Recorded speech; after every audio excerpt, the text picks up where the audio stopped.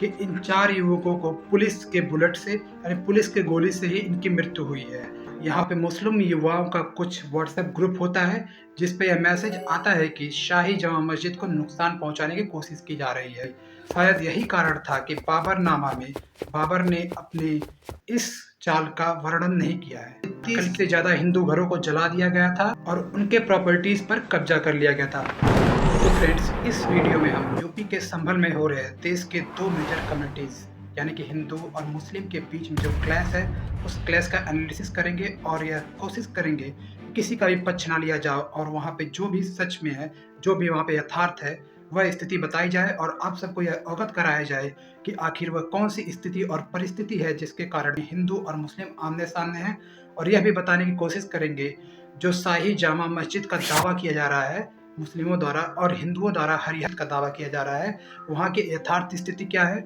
वहाँ का इतिहास क्या रहा और वह अभी किसके फेवर में है। तो इस तरह के सेंसिटिव मुद्दे पे कुछ सीखना है या कोई एनालिसिस करके कोई कंक्लूजन निकालना है तो हमें सबसे पहले इतिहास से देखना होगा। यानी कि हमें यह समझना होगा कि पिछले इतिहास में आखिर किसका वहाँ पे दावेदारी था और वह मस्जिद था या मंदिर था। इस बात को कंफर्म करने के लिए हमें इसके इतिहास से शुरुआत करना होगा। तो बात करें संभल के जियोग्राफिकल लोकेशन की, तो यह दिल्ली से यानी देश की राजधानी से 163 किलोमीटर पूर्व में है। उत्तर प्रदेश की राजधानी लखनऊ से संभल लगभग 355 किलोमीटर पश्चिम में है। दिल्ली के काफी करीब में होने की वजह से संभल में इन्फ्लुएंस देखा जाए तो मुस्लिम रूलर्स का ज्यादा दिखता है। संभल का डेमोग्राफी एक मुस्लिम बाहुल्य क्षेत्र है। 2011 के सेंसस के अकॉर्डिंग अगर इसकी जनसंख्या की हम बात करें तो 2.2 लाख संभल की जनसंख्या है और जिसमें से 77.78% मुसलमानों की संख्या है। और ऐसा नहीं है दोस्तों कि मुस्लिम यहाँ पे हमेशा से मेजोरिटी में ही था। 10वीं शताब्दी में जब दिल्ली के गद्दी पर पृथ्वीराज चौहान बैठे हुए थे जो कि एक हिंदू रूलर थे, 10वीं शताब्दी आती है और मिडिल ईस्ट से मोहम्मद गोरी का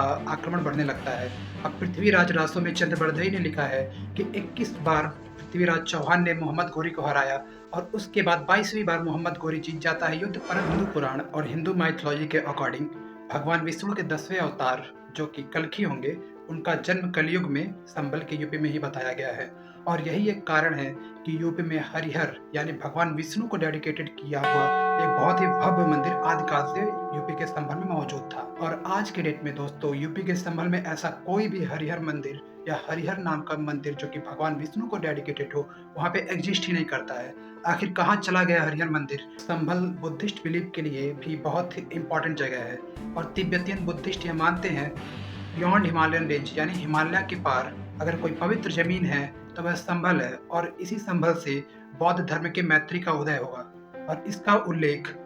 बान बटूटा ने अपने ट्रेवलर पुस्तक में बताया है कि तिब्बत के लास्ट रूलर मोहम्मद बिन तुगलक को एक लेटर लिखते हैं और यूपी के संभल में एक बुद्धिस्ट टेम्पल बनाने का उनसे आग्रह करते हैं। तो दोस्तों यह तो हिंदू और बुद्धिस्ट बिलीफ की बात थी, परंतु 13वीं शताब्दी में दिल्ली सल्तनत का उदय होता है और इसके साथ साथ संभल में भी मुस्लिम शासकों का दौर शुरू हो जाता है। संभल लंबे समय के लिए मुस्लिमों के अधीन हो जाता है और एक बहुत ही लंबे काल के लिए यह एक मुस्लिम टेरिटरी बनकर रह जाती है। और यहाँ पे अनेक मुस्लिम रूलर जैसे कुतुबुद्दीन ऐबक, फिरोज शाह तुगलक, लोधी डायनेस्टी में बात करें तो सिकंदर लोधी, इब्राहिम लोधी जैसे रूलर यहाँ पे आते हैं और अपना राज। संभल के डेमोग्राफी का मेजर चेंज मुगल शासक बाबर के आने के बाद 16वीं शताब्दी में होता है और बाबर ने अपने किताब अपने ऑटोबायोग्राफी बाबरनामा के 485वें पेज पे यह लिखा है कि वह अपने सेना की एक टुकड़ी मीर बेग के नेतृत्व में, जो कि वहाँ का गवर्नर होता है,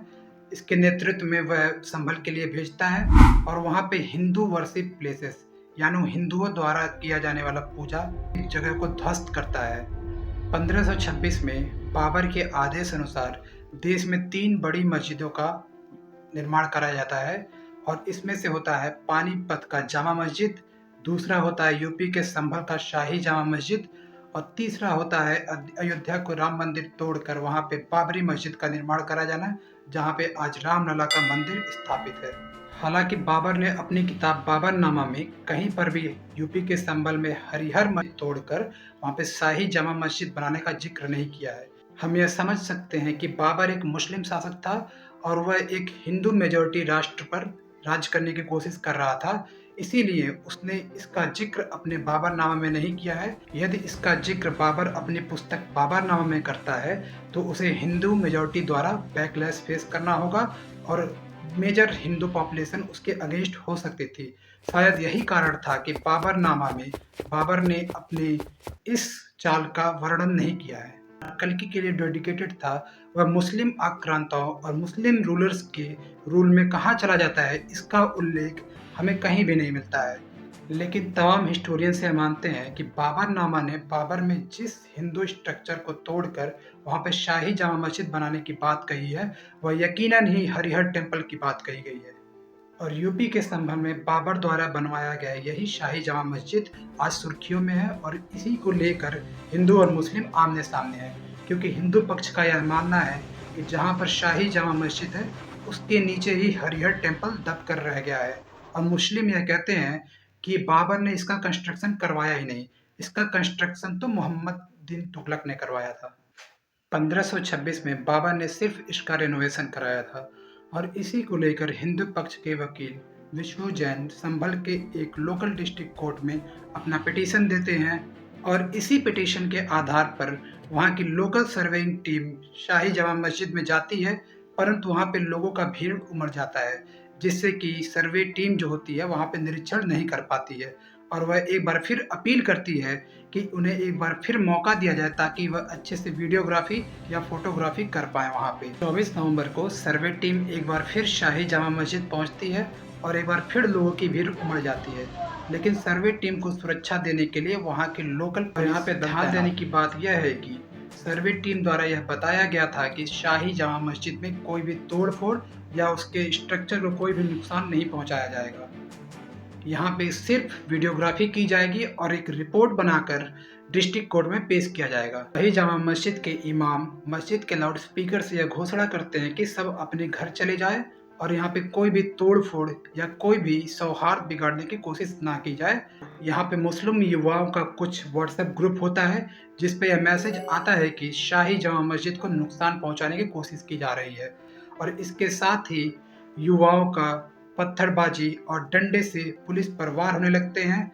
काफ़ी गाड़ियों में आग लगा दिया जाता है, और संभल के सीईओ अनुज चौधरी ने यह भी बताया कि भीड़ की तरफ से देसी कट्टे से कुछ राउंड फायरिंग भी आने लगी, और इसके बचाव में पुलिस ने भी हवाई फायरिंग की। परंतु जब दंगा खत्म होता है तो यह पता लगता है कि यहाँ पे 4 मुस्लिम युवक मारे गए, और वहाँ के लोकल भीड़ ने यह बताया कि इन 4 युवकों को पुलिस के बुलेट से यानी पुलिस के गोली से ही इनकी मृत्यु हुई है। और ऑटोप्सी रिपोर्ट आती है तो यह पता लगता है कि उन 4 युवकों की मौत पुलिस के बुलेट से नहीं बल्कि किसी देसी कट्टे से चलाए गए बुलेट से हुआ था, और यह देसी कट्टे की गोली उसी भीड़ में से चलाई गई थी जिस भीड़ में से ये प्रदर्शनकारी युवक आए हुए थे। संभल के सीईओ अनुज चौधरी ने मीडिया में दिए गए इंटरव्यू में यह बताया कि सबसे पहले बुलेट जो है कि भीड़ की तरफ से चलाई गई थी, और इसके बाद ही पुलिस ने अपनी हवाई फायरिंग की। वह किसी भी युवक को पुलिस की गोली नहीं लगी है, और ऑटोप्सी रिपोर्ट में भी यही निकल के आता है। ऐसा नहीं है कि संभल में यह पहली बार दंगा हुआ है। 1978 में भी हिंदू मुस्लिम कम्युनिटी क्लैश हुए थे, जिसमें से कि 32 से ज़्यादा हिंदुओं की जान गई थी, 18 महिलाएं और 12 पुरुष थे। इसके साथ साथ ही 30 से ज़्यादा हिंदू घरों को जला दिया गया था और उनके प्रॉपर्टीज पर कब्जा कर लिया गया था। हाल ही में मुस्लिमों द्वारा कब्जाए गए हिंदुओं का एक मंदिर मिला है जिसमें हनुमान जी की मूर्ति और शिवलिंग मिला है, और यह मंदिर लगभग 46 साल से बंद थी।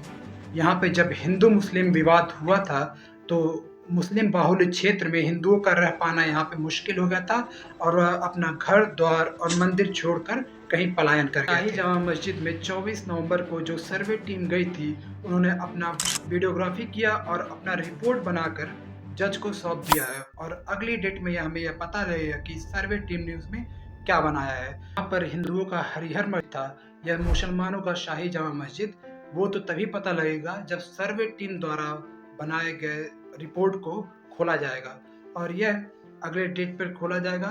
हाल फिलहाल में इस डेट को स्थगित कर दिया गया है ताकि कि वहाँ पे कम्युनिटी वायलेंस ना हो और दो बड़े कम्युनिटी के बीच में क्लैश ना हो और लोगों की जान ना जाए। इस वीडियो में मैंने अपना बेस्ट दिया है कि मैं किसी की तरफ से पक्षपाती ना बनूं, लेकिन मेरा एक स्टांस क्लियर है कि पक्षपाती न होना किसी के गुनाहों को छुपाना नहीं होता है। और 1978 में संभल में जो हिंदुओं का जेनोसाइड किया गया था, मैं उसके अगेंस्ट अपनी आवाज़ उठाता हूँ।